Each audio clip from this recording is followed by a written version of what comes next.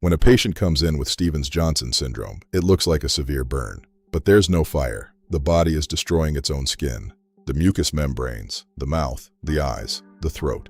In the worst cases, toxic epidermal necrolysis, they can lose 80% of their skin surface. The mortality rate can approach 40%. I had a patient die from this reaction after taking Bextra for 5 days. 5 days. For arthritis pain.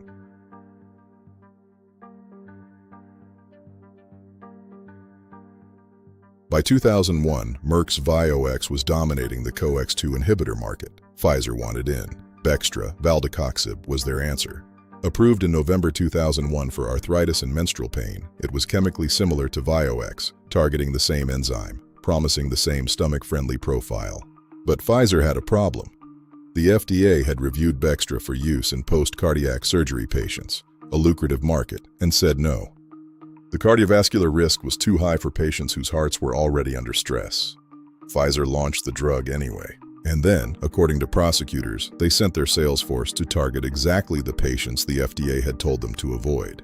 The Bextra case was a textbook example of off-label promotion. Pfizer's reps were trained with specific scripts, how to pitch Bextra to cardiac anesthesiologists and surgeons. These were patients who had just had open-heart surgery.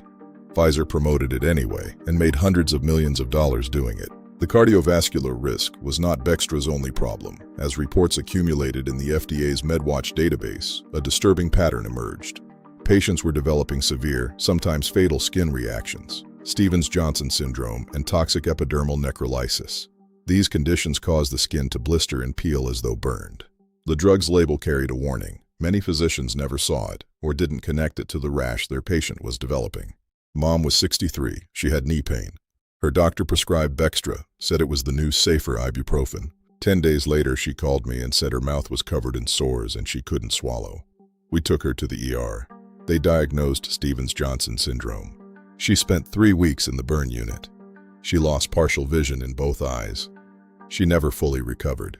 In April 2005, just weeks after Vioxx had already been pulled from the market, the FDA asked Pfizer to withdraw Bextra.